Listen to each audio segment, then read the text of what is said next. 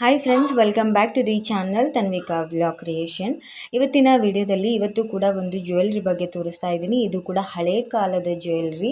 ಇಲ್ಲಿ ನೋಡ್ತಾ ಇದ್ದೀರಾ, ಇದು ಅಜ್ಜಿಗಳ ಕಾಲದಲ್ಲಿ ಜಾಸ್ತಿ ಹಾಕೋತಾ ಇದ್ರು. ಇವಾಗ ಇದು ಸ್ವಲ್ಪ ಕಡಿಮೆ ಅಂತಾನೆ ಹೇಳ್ಬೋದು. ಇಲ್ಲಿ ನೋಡ್ತಾ ಇದ್ದೀರಾ, ನೋಡೋಕೆ ಮಾತ್ರ ದೊಡ್ಡ ಬಳೆಗಳ ಥರ ಕಾಣುತ್ತೆ. ಇವನ್ ರಾಜರೆಲ್ಲ ಹಾಕೋತಿದ್ರಲ್ಲ ಆ ಥರ ಅನಿಸುತ್ತೆ. ಆದರೆ ಇದು ಹಳ್ಳಿಗಳಲ್ಲಿ ಅಜ್ಜಿಗಳ ಕೈಯಲ್ಲಿ ಸರ್ವೇ ಸಾಮಾನ್ಯ. ಇದು ನಮ್ಮ ಅಮ್ಮನದು.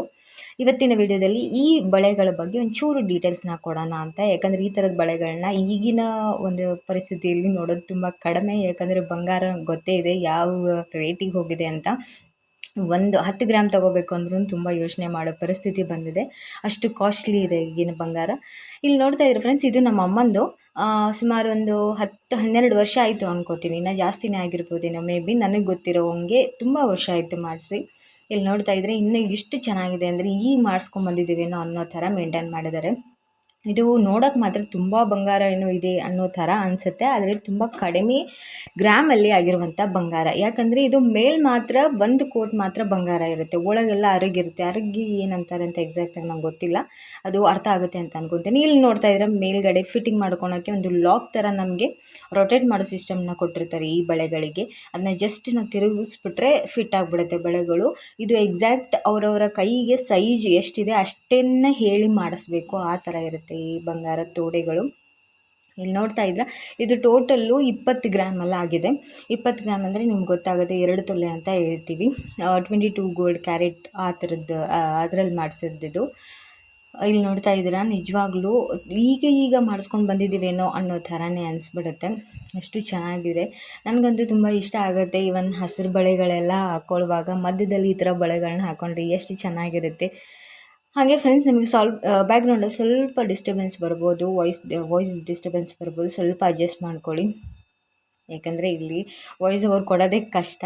ಹಾಗಾಗಿ ಏನೋ ಪ್ರಯತ್ನ ಮಾಡ್ತಾಯಿದ್ದೀನಿ.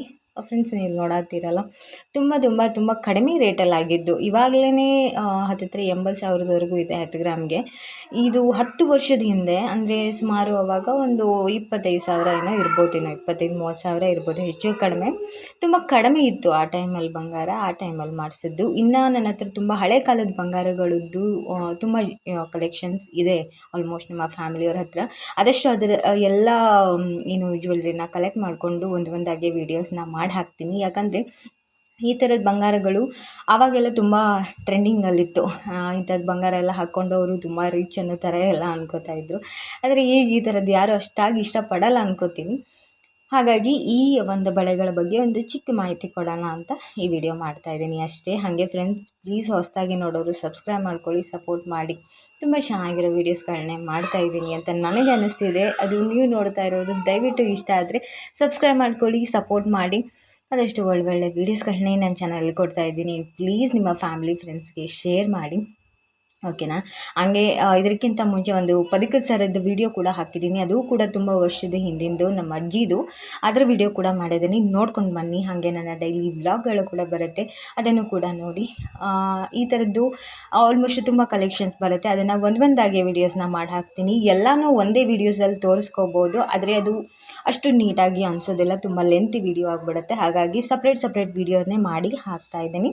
ಆ್ಯಂಡ್ ಪ್ಲೀಸ್ ನೋಡಿ, ಆದಷ್ಟು ಹಳೆ ಕಾಲದ ಬಂಗಾರ ಯಾವ ಥರ ಇತ್ತು, ಯಾವ ಥರ ಡಿಸೈನ್ ಇತ್ತು, ಎಷ್ಟು ಗ್ರಾಮಲ್ಲಿ ಆಗಿತ್ತು, ಎಷ್ಟು ದುಡ್ಡು ಕೊಟ್ಟಿದ್ವಿ ಅನ್ನೋದನ್ನು ನೀಟಾಗಿ ಎಲ್ಲ ವೀಡಿಯೋದಲ್ಲಿ ಬಂಗಾರಗಳ ಬಗ್ಗೆ ಹೇಳ್ತಾ ಹೋಗ್ತೀನಿ. ಈ ಬಂಗಾರ ಕೂಡ ಅಷ್ಟೇ ತುಂಬ ಕಡಿಮೆ. ಇವಾಗಲೂ ಇಷ್ಟೇ ರೇಟಲ್ಲಿ ಮಾಡಿಸ್ಕೋಬೋದು, ಇದೇ 1 ಗ್ರಾಮಲ್ಲೇ ಮಾಡಿಸ್ಕೋಬೋದು. ಅದು ಸ್ವಲ್ಪ ರೇಟ್ ಜಾಸ್ತಿ ಆಗುತ್ತೆ, ಅಷ್ಟೇ ಡಿಫ್ರೆನ್ಸು. ಅಷ್ಟೇ ಫ್ರೆಂಡ್ಸ್, ಈ ಬಳೆಗಳು ನಿಮ್ಗೆ ಹೆಂಗೆ ಅನ್ನಿಸ್ತು, ಇಷ್ಟ ಆಯಿತಾ? ಇಷ್ಟ ಆದರೆ ದಯವಿಟ್ಟು ಒಂದು ಲೈಕ್ ಕೊಡಿ.